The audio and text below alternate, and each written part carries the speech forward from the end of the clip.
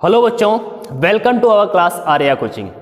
तो आज हम वेव ऑप्टिक्स का लेक्चर नंबर 2 लेकर के आपके लिए आए हैं और इस लेक्चर नंबर 2 में हम लोग डिस्कस करने वाले हैं प्रकाश के परावर्तन और अपवर्तन को, वो भी हाइगेंस सिद्धांत के आधार पर। ओके, आपने पिछले वाले लेक्चर में देखा था, लेक्चर नंबर 1 में आप लोगों ने अच्छे से पढ़ा भी था तरंगाग्र क्या होता है, और उसी के साथ साथ में हम लोगों ने हाइगेंस सिद्धांत को भी पिछले वाले लेक्चर में बखूबी समझा था। अगर आप में से किसी ने भी पिछला वाला लेक्चर नहीं देखा है तो प्लीज उस लेक्चर को सबसे पहले देखिए, क्योंकि अगर आप उस लेक्चर को नहीं देखते हैं और डायरेक्ट इस लेक्चर पर आते हैं तो आपको अच्छे से इस क्लास को आप नहीं समझ पाएंगे। ठीक है, तो जरूरी है कि सबसे पहले आप पहले वाले लेक्चर को देखिएगा। अगर आप देखना चाहते हैं लेक्चर नंबर 1 तो आप YouTube के सर्च बॉक्स में टाइप करिएगा wave optics 01 by Arya sir, तो आप इजिली हमारा वीडियो पा जाएंगे और वहां पर आप अच्छे से समझ पाएंगे आखिर तरंगाग्र क्या होता है, क्योंकि मैंने तरंगाग्र को बखूबी समझाया है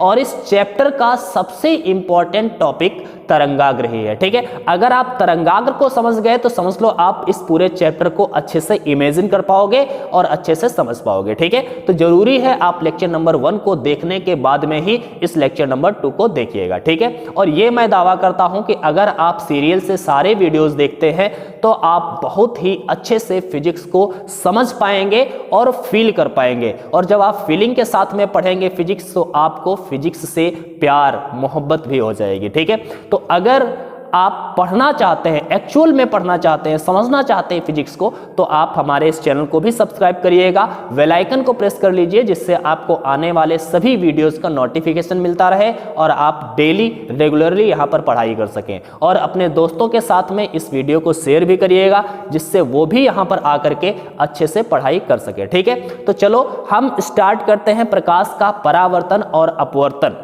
ठीक है, प्रकाश का परावर्तन क्या होता है ऑलरेडी हम जानते हैं कि जब कोई प्रकाश किसी एक सतह पर आकर के टकरा करके वापस जाता है तो इसी घटना को हम प्रकाश का परावर्तन कहते हैं।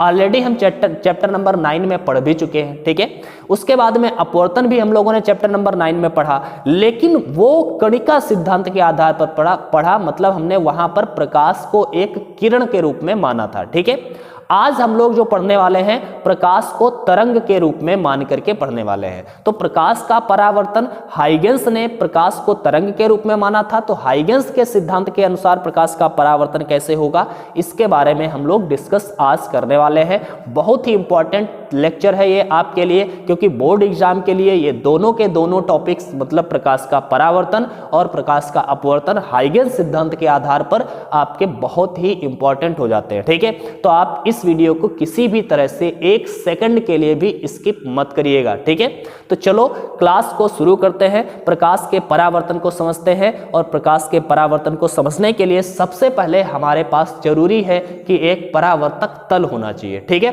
तो सबसे पहले एक हम परावर्तक तल लेते हैं। मान लिया कि हमारे पास एक परावर्तक तल है। परावर्तक तल की क्या खूबी होती है आपको पता ही होगा कि परावर्तक तल एक ऐसा तल होता है जो अपारदर्शी हो और चिकना हो, और अपारदर्शी चिकना जो तल होता है वो कांच से बेहतर कोई नहीं होता है। तो हम कोई कांच लेते हैं और उसके पीछे पॉलिश कर देते हैं तो वो शीशा बन जाता है। ठीक है, और शीशा या दर्पण जिसे बोलते हैं, या फिर हम जिसे मिरर इंग्लिश में कहते हैं, तो ये चिकना भी होता है और अपारदर्शी होता है, क्योंकि जब हम पॉलिश कर देते हैं तो ये अपारदर्शी हो जाता है। तो हम यहां पर मान लेते हैं कि हमारे पास एक परावर्तक तल है, कांच का तल है और पीछे पॉलिश कर दिया है, तो ये दर्पण बन चुका है, ये परावर्तक तल है। ठीक है, अब तरंगाग्र इस पर कोई आएगा। मैंने बताया ना, हम प्रकाश को अब किरण नहीं मानने वाले हैं बल्कि एक तरंग मानने वाले हैं, और आपने तरंगाग्र के बारे में पिछली वाली क्लास में या पिछले वाले लेक्चर में पढ़ा ही है। भैया नहीं पढ़ा है तो जरूर पढ़िएगा। ठीक है, तरंगाग्र क्या होता है मैं एक बार बता देता हूं कि जब किसी माध्यम में तरंगें चलती हैं तो क्या होता है, माध्यम के कण कंपन करने लगते हैं, और अगर हम माध्यम के भीतर कोई ऐसा काल्पनिक पृष्ठ खींच लें जिस पर उपस्थित माध्यम के सारे कण समान कला में कंपन कर रहे हों, ऐसे पृष्ठ को हम लोग तरंगाग्र कहते हैं। ठीक है, और यह भी याद रखिएगा, हाइगेंस ने यह भी बताया है कि तरंगाग्र जो है सदैव तरंग संचरण की दिशा के लंबवत होता है। ठीक है, ये बात आपको पता होनी चाहिए और लेक्चर नंबर 1 अगर पढ़ के आ रहे हैं तो आपको पता ही होगी। उसके बाद में तरंगिका सिद्धांत में उन्होंने ये भी समझाया था कि तरंगाग्र सदैव तरंग संचरण की दिशा के लंबवत होता है, ये तो बात ठीक है। इसके बाद में उन्होंने दूसरी बात एक और कही थी, वो बात ये थी कि जब जो तरंगाग्र होता है, तरंगाग्र पर जितने भी माध्यम के कण उपस्थित होते हैं वो एक नए प्रकाश स्रोत या नए तरंग स्रोत का व्यवहार करते हैं, मतलब वहां से पुनः सभी दिशाओं में तरंगें निकलना शुरू हो जाती हैं, ठीक है, जिन्हें हम द्वितीयक तरंगिकाएं कहते हैं। और ये जो द्वितीयक तरंगिकाएं हैं वो पहली वाली तरंगों के स्पीड से ही आगे बढ़ती है, मतलब इनकी स्पीड सेम रहती है, ठीक है।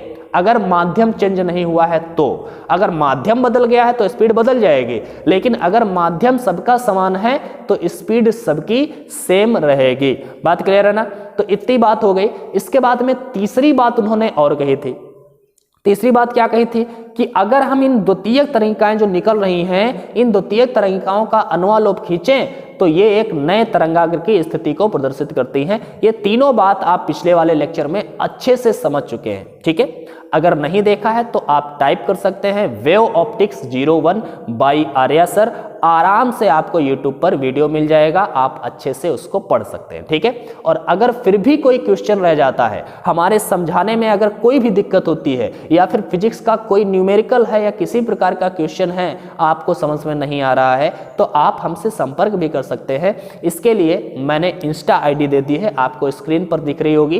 इंस्टा आईडी पर हमें आप फॉलो कर लें, सर्च करके इंस्टा पर आप सर्च करिएगा आर्या_सर, जो आपको आईडी दिख रही है उस पर आप हमें फॉलो कर सकते हैं। और फॉलो करने के बाद में अगर आपका कोई भी क्वेश्चन है वहां पर आप हमें भेज सकते हैं, मैं डेफिनेटली उसको सॉल्व करके आपको बताने का प्रयास करूंगा, ठीक है। तो चलो हम यहाँ पर समझते हैं प्रकाश का परावर्तन। यहाँ पर हमने क्या लिया है, एक परावर्तक तल लिया है और इस पर एक तरंगाग्र हम तिरछा आपतित करते हैं, ठीक है।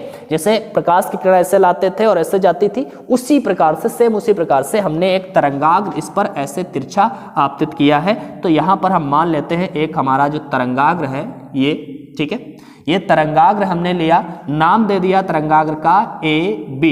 और ये अगर तरंगाग्र है तो हमें पता है कि तरंगे कैसे आ रही होंगी, तरंगे हमेशा तरंगाग्र के लंबवत होती हैं, या फिर तरंगाग्र हमेशा तरंग संचरण की दिशा के लंबवत होता है, ऑलरेडी हम जानते ही हैं, ठीक है, पिछले वाले लेक्चर में पढ़ा था। तो तरंगे इस दिशा में ऐसे आ रही होंगी, ठीक है, इस तरह से बहुत सारी तरंगे आ रही हैं भैया, बहुत सारी तरंगे आ रही हैं और ये एक तरंगाग्र इनका है, ठीक है।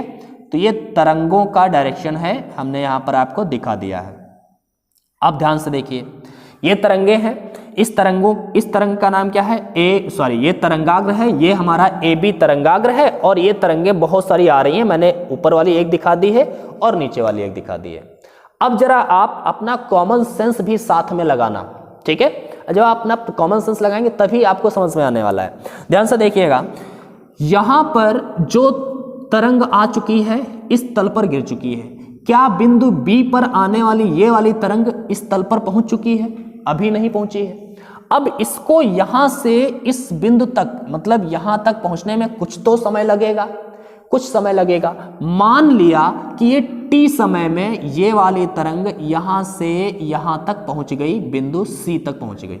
मान लिया कि B से जो तरंग चल रही है वो बिंदु C तक पहुंचने में T समय लेती है। कितना समय लेती है भैया? T समय लेती है, ठीक है। अगर ये T समय लेती है तो T समय में यहां से चलने वाली तरंग यहां तक पहुंची है, तो जरा बताइए कि यहां पर जो तरंग ये पहुंची थी ये यहां पर बैठी तो रहेगी नहीं, ये भी तो आगे बढ़ना शुरू कर चुकी होगी। तो ये कहां जाएगी? तो ये तो परावर्तक तल है, इसको क्रॉस तो कर नहीं सकती, तो ये पीछे ही वापस जाएगी। भैया प्रकाश तरंग ऐसे आती है और ऐसे वापस जाती है, तो इसी प्रकार से ये ऐसे आई और इस तरह से वापस जाएगी, तो कुछ इस तरह से ये वापस जाने वाली है, ठीक है। हम यहां पर बना के आपको दिखा रहे हैं, इस तरह से ये वापस जाएगी। और ध्यान से देखिए, जब B से ये वाली तरंग यहां से यहां तक T समय में आई है, उतने ही समय, मतलब T समय में ही यहां से जो तरंग चली वो यहां तक पहुंच गई, ठीक है। तो यहां और यहां पर पहुंचने वाली ये वाली जो तरंग है इस समय किसी समय यहां पर पहुंची है और ये वाली तरंग समय उसी समय इस बिंदु पर पहुंच चुकी है। तो ये एक तरंगाग्र बन जाएगा इस तरह से, जैसे ये आपतन तरंगाग्र था, ये एक तरंगाग्र बन जाएगा। इस तरंगाग्र को हम लोग परावर्तित तरंगाग्र कहेंगे। और यहां से ये ऐसे तरंग जा रही है, देखिएगा ये परावर्तित तरंग की ये डायरेक्शन होगा, परावर्तित तरंग का ये डायरेक्शन होगा, क्योंकि तरंग हमेशा तरंग संचरण की दिशा के लंबवत होता है। तो ये तरंगाग्र है और ये तरंग संचरण की दिशा इसके लंबवत जस्ट होगी, होगी कि नहीं होगी। तो ये आपतित तरंगाग्र था और ये परावर्तित तरंगाग्र है। ध्यान से देखिएगा, जितने समय में ये वाली प्रकाश तरंग यहां से सी तक पहुंची है, उतने ही समय में ए से चलने वाली तरंग इस बिंदु तक पहुंची, डी तक पहुंची। यही तो हमने माना है। अब समान समय, यहां से यहां तक जाने में तरंग को लगा समय और यहां से यहां तक जाने में इस तरंग को लगा समय समान है, समान समय है। और वेग क्या है इनका, तो हम मान लेते हैं कि ये जो भी माध्यम होगा, मान लिया अगर वायु का है तो वायु, या फिर और कोई माध्यम है, कोई भी माध्यम है, अगर इस माध्यम में प्रकाश का वेग या फिर उस तरंग का वेग v है, तो यहां से यहां तक की दूरी क्या होगी आप बता सकते हैं क्या? तो आपको पता होना चाहिए भैया, कि दूरी का एक सूत्र होता है, दूरी बराबर में चाल गुणे समय। ये दुनिया को सूत्र पता है, आपको भी पता होगा, पता है ना, दूरी बराबर में चाल गुणे समय। भैया चाल कितनी है, किस वेग से चल रही है, v वेग से हमने बताया। समय कितना लगा, t समय लगा, तो t, तो यहां से यहां तक की दूरी कितनी है, v इंटू टी। कितनी दूरी है भैया, v इंटू टी। BC की लंबाई जो है v इंटू टी होगी। और अब बताइएगा AD की लंबाई क्या होगी, तो सिंपल बात है, AD की लंबाई भी v इंटू टी होगी, क्योंकि इसने भी यहां से यहां तक जाने में t समय लिया है और वेग भी सेम होगा, क्योंकि माध्यम तो बदला नहीं है, माध्यम तो वही है, माध्यम वही है, तो वेग भी इसका वही होगा। और वेग अगर वही होगा तो इनकी भी लंबाई क्या होगी, v इंटू टी। ठीक है, तो AD भी है v इंटू टी और BC भी है v इंटू टी। इतनी तो बात क्लियर है ना आपको। अगर अब ध्यान से देखिए, इसको हमने क्या बोला है, आपतित तरंगाग्र। मैं लिख ही देता हूं यहां पर, ठीक है, आपतित तरंगाग्र। भैया पिछला लेक्चर नहीं देखा है तो जरूर देखिए, ठीक है। इस तरंगाग्र को हम क्या बोल रहे हैं, परावर्तित तरंगाग्र, परावर्तित तरंगाग्र, ठीक है। तो ये आपतित तरंगाग्र था, मतलब ऐसे तरंगाग्र आया और ऐसे जा रहा है। भैया प्रकाश किरण, जो आपने पिछला वाला परावर्तन देखा था किरण के आधार पर, ठीक है, तो हमने क्या देखा था, प्रकाश किरण ऐसे आते थे और ऐसे जाते थे, वैसे ही तरंगाग्र ऐसे आया और ऐसे जा रहा है। बात क्लियर है ना, कॉमन सेंस है ये तो, ठीक है, सिंपल सी बात है। तो ये आपको समझ में आ रहा होगा। अब यहां पर जरा ध्यान से देखिएगा, आपतन कोण और अपवर्तन कोण की जरा कहानी देखते हैं। आपतन कोण कितना है, यहां पर आपतन कोण होता क्या है आपको पता होना चाहिए। आपतन कोण क्या होता है, आपतन कोण वो कोण होता है जो आपतित किरण और अभिलंब के बीच में बनता है। यहां पर क्या होगा आपतन कोण, आपतित तरंग और अभिलंब के बीच। यहां पर अभिलंब खींचे हम, ये अभिलंब है, ठीक है। अगर ये अभिलंब है भैया और ये आपतित तरंग है, ये तरंग है आपतित तरंग और ये अभिलंब, इनके बीच में जो कोण बनेगा ये होगा आपतन कोण, जिसे हम I से व्यक्त करेंगे। किससे व्यक्त करेंगे, I से व्यक्त करेंगे, ठीक है। और अगर ये I है तो आप बताइएगा ये वाला एंगल कितना होगा। तो ये सिंपल सी आप बात बता सकते हैं कि ये भैया एंगल होगा 90 माइनस आई। अब आप सोच रहे होंगे ये 90 माइनस आई कैसे होगा, तो भैया सिंपल बात है भैया, ये देखिए प्रकाश के तरंग के चलने की दिशा और ये तरंगाग्र, इन दोनों के बीच का कोण, ये पूरा जो कोण होगा वो 90 अंश होगा। और अगर ये पूरा 90 अंश है तो सिंपल सी बात है, इधर आई अगर निकाल दिया तो उधर 90 माइनस आई बचेगा कि नहीं, तो ये 90 माइनस आई बचा कि नहीं बचा। चलो आगे देखिएगा, अब आप ये वाला कोण बताइए ये कितना होगा। तो ये थोड़ा अगर आप समझदार हैं तो आपको पता चल जाएगा, ये वाला भी कोण आई हो जाएगा। क्यों हो जाएगा आई, ध्यान से देखिए, ये अभिलंब है और ये तल है, इसके बीच का कोण भी तो 90 अंश है। और अगर इसके बीच का कोण 90 है तो इधर ये 90 माइनस आई है, तो इधर क्या बचेगा, आई। तो कहने का मतलब है ये पूरा कोण है जो ये वाला है आई, ये है 90 माइनस आई, ठीक है। हमें अंदर वाला ही जरूरत था, इसलिए हमने इसको ऐसे समझाया। अब यहां पर देखिएगा, यहां पर परावर्तन कोण की कहानी करते हैं। तो परावर्तित तरंग भैया ये है और आपका ये अभिलंब है, इनके बीच में जो कोण बनेगा वो परावर्तन कोण होता है, जिसे हम R से व्यक्त करते हैं। ठीक है, अगर ये R है तो आप बताइएगा ये कितना होगा, 90 - R। ये भी आपको समझ में आया। और अगर ये 90 - R है तो अब आप बताएंगे ये कितना होगा, तो ये होगा भैया R। जैसे यहाँ पर ये देखो, ये पूरा 90 है, इधर 90 - R है, तो इधर क्या बचा, ये पूरा R बचा। ठीक है, मेरे ख्याल से आपको इतना समझ में आ गया होगा। अगर नहीं समझ में आया तो एक बार पीछे करके इस वीडियो को दोबारा देख लीजिए भाई, अच्छे से समझ में आएगा। ये तो ठीक है, ठीक है। और थोड़ा इमेजिन करना सीखिए। आप फिजिक्स पढ़ रहे हैं इंटरमीडिएट की, बहुत मजा आता है फिजिक्स में, बस थोड़ा सा इमेजिनेशन पावर आपका स्ट्रांग होना चाहिए। ठीक है, तो चलो आगे बढ़ते हैं और समझते हैं आगे की इसकी कहानी। ठीक है, अब जरा आप ध्यान से देखिएगा, नाम हमने दे दिए हैं, ए बी एक आपतित तरंगाग्र है, सी डी एक परावर्तित तरंगाग्र है। अब हमें दो त्रिभुज दिख रहे हैं, और वो दो त्रिभुज कौन से हैं, एक है ए बी सी आपतित तरंगाग्र के साथ में एक त्रिभुज दिख रहा है, और एक परावर्तित तरंगाग्र के साथ में त्रिभुज ए डी सी दिख रहा है। इन दोनों त्रिभुजों की हम चर्चा करेंगे, और दोनों त्रिभुजों को अलग अलग हम दो जगह पर बना देते हैं, जिससे स्पष्ट रूप से हम समझ पाएं। ठीक है, और मैं आपको बिल्कुल समझाऊंगा, आसानी से समझाऊंगा, आप बस बने रहिए हमारे साथ। ठीक है, वीडियो को स्किप मत करिएगा भाई, अगर थोड़ा भी स्किप किया तो आपके दिमाग से हैंग हो जाएगा ये। ठीक है, तो आपको स्किप नहीं करना है, पूरा का पूरा देखना है। ठीक है, तो चलो देखते हैं मैंने क्या बताया। सबसे पहले हम इन दोनों त्रिभुजों को अलग अलग बना देते हैं। त्रिभुज एबीसी इधर बना देते हैं, ध्यान से देखिए, एबीसी कुछ इस टाइप का त्रिभुज है। ठीक है, फॉर्मेट के लिए बना लेते हैं ऐसे, यहां पर ए है, ये बी है तो इसको बी कर दिया, और ये सी है तो इसको सी कर दिया। यहां पर हम दूसरा त्रिभुज बना देते हैं ए डी सी कुछ इस टाइप से है। ठीक है, यहां पर ए है, यहां पर सी है, और यहां पर अपना डी है। इसी टाइप से है ना दोनों त्रिभुज, आपको दिख ही रहा होगा। अब यहां पर ध्यान से देखिएगा, ये एंगल क्या है, तो ये एंगल भैया ए बी ए सी, ये कितना है, आई है, तो ये आई एंगल है। और यहां पर ये वाला जो एंगल है वो है आर एंगल है। ठीक है, आर एंगल है।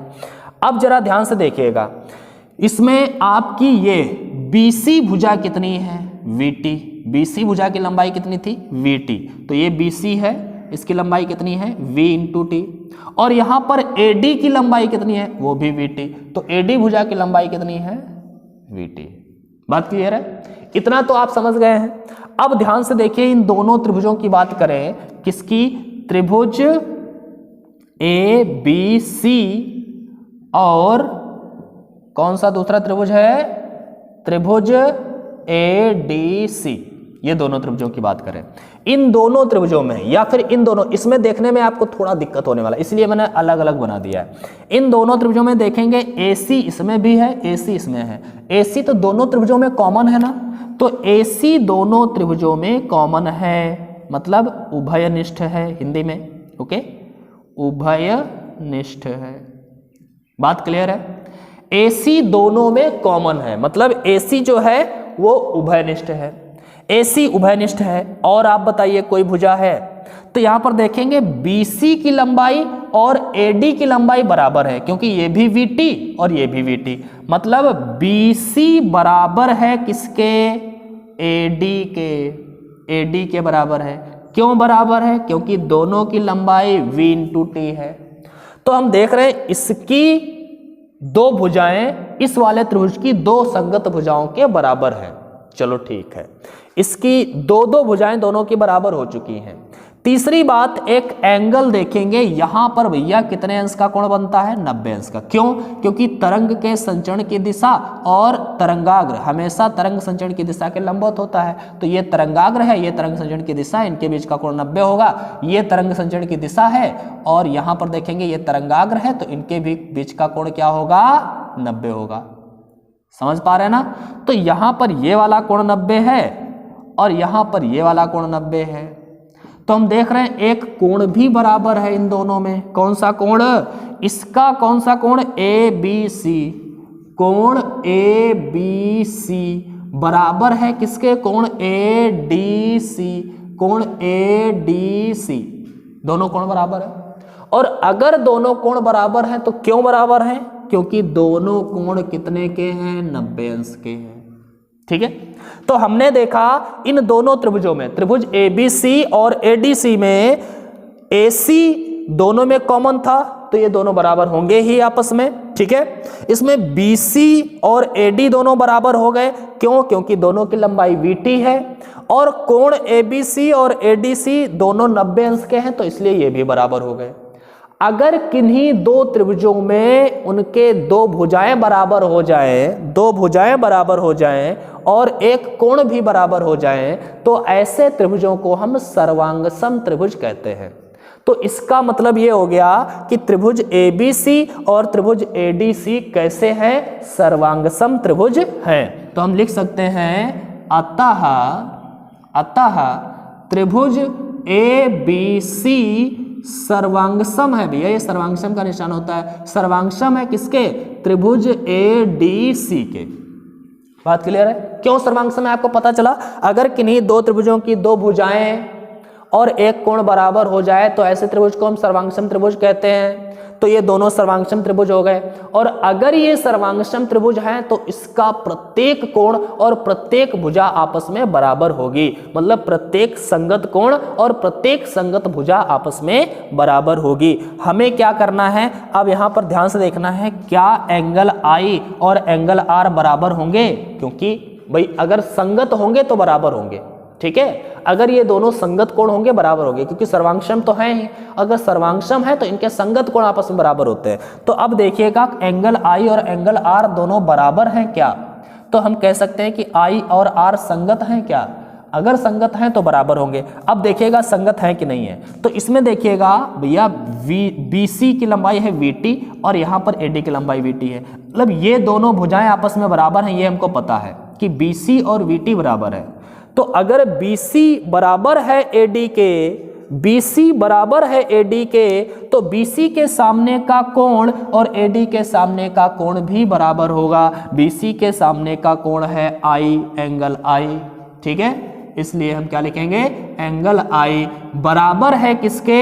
एंगल R के, क्योंकि AD के सामने का कोण एंगल R के, ये दोनों बराबर होंगे। एंगल I बराबर है एंगल R, मतलब आपतन कोण बराबर है परावर्तन कोण के। और भैया यही तो परावर्तन का नियम होता है। परावर्तन का नियम क्या है? आपतन कोण सदैव परावर्तन कोण के बराबर होता है। और हमने यहाँ पर इसे सिद्ध कर दिया कि आपतन कोण I बराबर होता है परावर्तन कोण R के, अर्थात हमने ये परावर्तन की कंडीशन को सिद्ध किया है। इसका मतलब है हमने परावर्तन सिद्ध कर दिया है, वो भी किसके आधार पर? हाइगेंस के तरंगिका सिद्धांत के आधार पर। मैंने तरंगाग्र लेकर के परावर्तन को सिद्ध किया। तो हाइगेंस के तरंगिका सिद्धांत के आधार पर हम लोग परावर्तन को समझ चुके हैं, सिद्ध कर चुके हैं। हम यहीं पर नीचे लिख देंगे, यही परावर्तन का नियम है, यही परावर्तन का नियम है, ठीक है। यही परावर्तन का नियम है, अतः परावर्तन सिद्ध हुआ। बात क्लियर है? कोई दिक्कत नहीं है। मेरे ख्याल से आपको ये समझ में भी आया होगा। अगर थोड़ी भी प्रॉब्लम हुई है तो भैया आप पीछे से थोड़ा सा पीछे वीडियो करके, जहां भी समझ ना आया करे थोड़ा सा पीछे करिए और दोबारा समझने का प्रयास करिए, आपको अच्छे से समझ में आ जाएगा, ये मुझे पता है, ठीक है।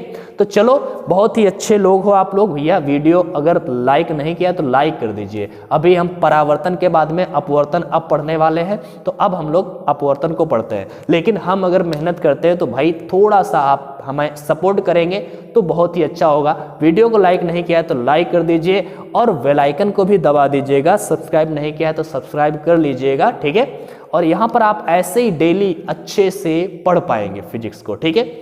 चलो आगे हम अब देखते हैं प्रकाश के अपवर्तन के बारे में। लेकिन अगर आपको इसका स्क्रीनशॉट लेना है तो जल्दी से स्क्रीनशॉट लीजिएगा और फिर हम देखते हैं अपवर्तन के बारे में कि आखिर प्रकाश का अपवर्तन हम कैसे प्रूव करेंगे, ठीक है।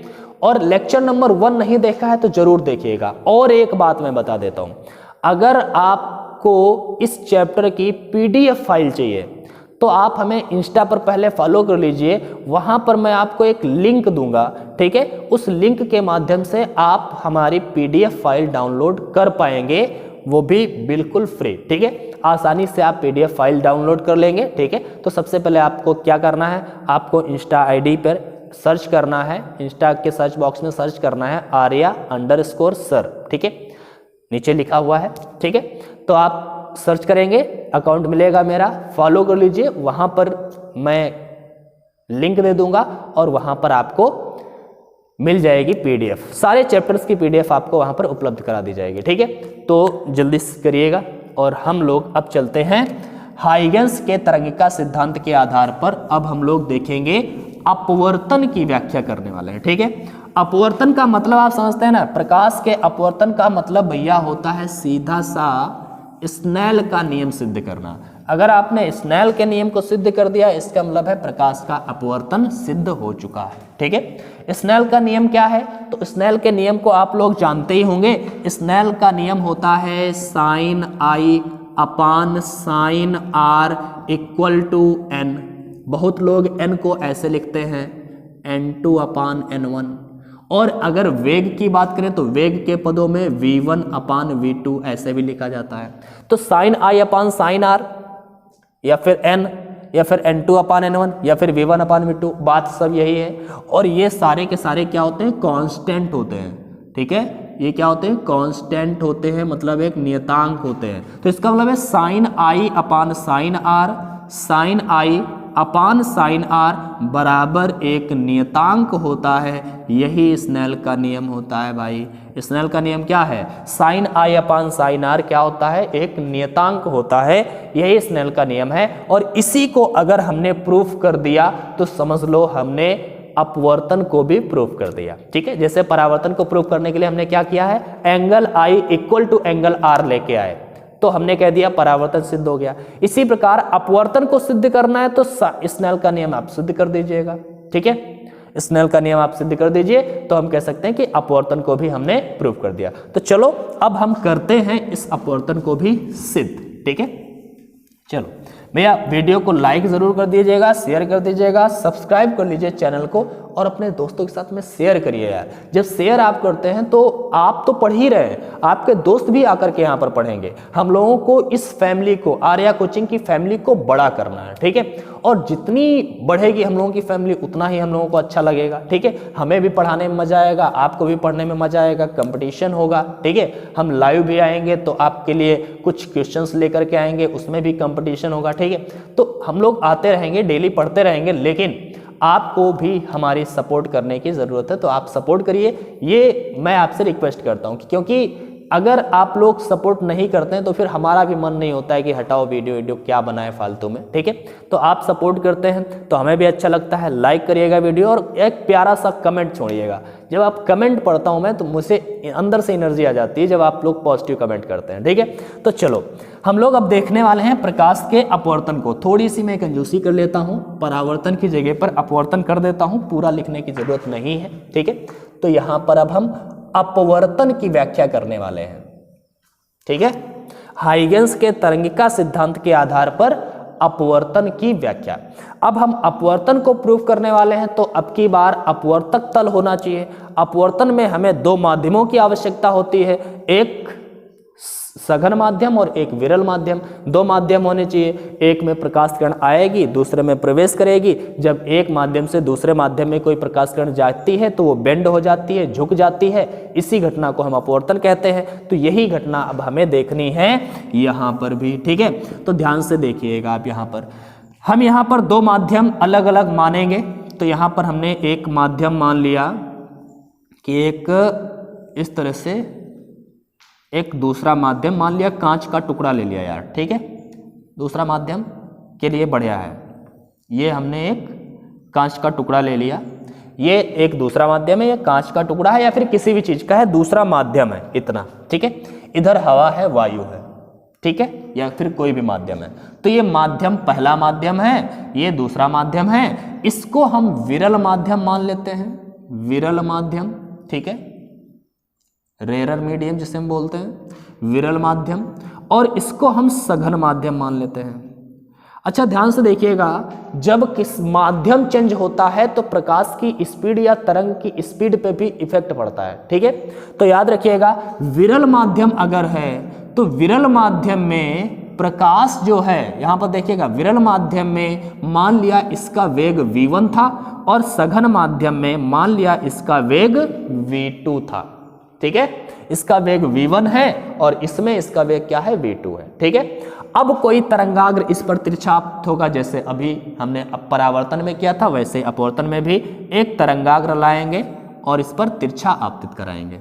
ठीक है, तो एक तरंगाग्र है जो इस पर तिरछा आपतित होता है, इस तरंगाग्र का नाम हम दे देते हैं ए बी। ठीक है, ए बी एक तरंगाग्र है जो इस पर तिरछा आपतित होता है। उसी प्रकार से आपको अच्छे से समझना है इसे। ठीक है, अब यहां पर ध्यान से देखिएगा, यहां पर तरंगे कैसे आ रही होंगी, तो सिंपल सी बात है, इस तरह से आ रही होंगी, क्योंकि तरंगाग्र हमेशा तरंग संचरण की दिशा के लंबवत होता है, तो ऐसे आएंगी। ये तरंग चलने की या तरंग संचरण की दिशा है। ठीक है, अब यहां पर इनके बीच का एंगल कितना होता है, 90। अब ये वाला तरंगाग्र जो है, तरंगाग्र की ये वाली तरंग तो इस तल पर गिर चुकी है, अब ये दूसरे माध्यम में प्रवेश करेगी, क्योंकि अब की बार पॉलिशदार तल तो है नहीं कि पार नहीं कर पाएगी। अब ये अपवर्तक तल है तो इसके भीतर जाएगी। ठीक है, तो ये दूसरे माध्यम में आना शुरू हो जाएगी। लेकिन ये वाली अभी प्रकाश किरण उसी माध्यम में चल रही है और ये मान लिया यहां तक आने में, बिंदु सी तक पहुंचने में टी समय लेती है। कितना समय, टी समय। यहां से एक तरंग को सी तक आने में कितना समय लगा, टी समय लगा। और अगर यहां से यहां तक आने में टी समय लगा तो इतने ही समय टी में ये वाली तरंग रुकी बैठी तो नहीं रहेगी, ये भी चलेगी, तो ये भी दूसरे माध्यम में चलना शुरू करती है और कुछ दूरी तक चलती है। लेकिन क्या जितना ये चल पाई है उतना ही ये चलेगी, तो कभी नहीं, क्योंकि ये सघन माध्यम है और सघन माध्यम में जो वेग होता है वो प्रकाश का वेग कम होता है विरल माध्यम की अपेक्षा। मतलब है v1 होगा वो बड़ा होगा v2 की अपेक्षा, क्योंकि v2 स्पीड कम हो जाएगी या इसमें प्रकाश की स्पीड जो होगी थोड़ी कम होगी। तो जब स्पीड कम है तो बराबर दूरी तो चल नहीं पाएगा। इसने t समय में यहां से यहां तक दूरी तय कर ली, तो इसने t समय में यहां से उतनी दूरी नहीं लेकिन उससे कम दूरी तय करेगा और यहां से यहां तक पहुंचा। मान लिया ये बिंदु जो है, इस बिंदु का नाम D है, मतलब A से D तक पहुंच पाया। ये B से C तक पहुंचा जितनी देर में, T समय में वो B से C तक पहुंचा, लेकिन ये A से D तक ही पहुंच पाया। ये वाली दूरी इससे बहुत कम रहेगी क्योंकि इसमें प्रकाश का वेग कम हो चुका है। ठीक है, तो अब ये अगर हम एक पृष्ठ खींचें तो इसको हम लोग क्या बोलेंगे, ये है हमारा तरंगाग्र, जिसे हम अपवर्तित तरंगाग्र बोलेंगे। ये आपतित तरंगाग्र था और ये अपवर्तित तरंगाग्र है, और ये अपवर्तित तरंगे हैं। ये इस तरह से तरंगाग्र के लंबवत तरंगे होती हैं, ये इस तरह से तरंगे जा रही हैं, आगे बढ़ रही हैं। ठीक है, इस तरह से ये तरंगे आगे बढ़ेंगी। बात क्लियर है, बात क्लियर है ना। अब यहां पर ध्यान से देखिएगा, ये आपतित तरंगाग्र है, यहां पर मैं लिख देता हूं, इधर है आपतित तरंगाग्र। ओके, और ये वाला जो तरंगाग्र है जो इस दूसरे माध्यम में है, दूसरे माध्यम में जो तरंगाग्र जाएगा वो अपवर्तित तरंगाग्र होगा। तो ये है अपवर्तित तरंगाग्र। बात क्लियर है ना। हाँ, तो जितने समय में यहां से यहां तक आए उतने समय में ये यहां से यहां तक गया। ये वाली जो दूरी है वो कितनी है, तो दूरी बराबर 4 गुणे समय मैंने बताया था v इंटू टी, लेकिन यहां पर वेग क्या है v1, तो v1 इंटू टी हो जाएगा भैया।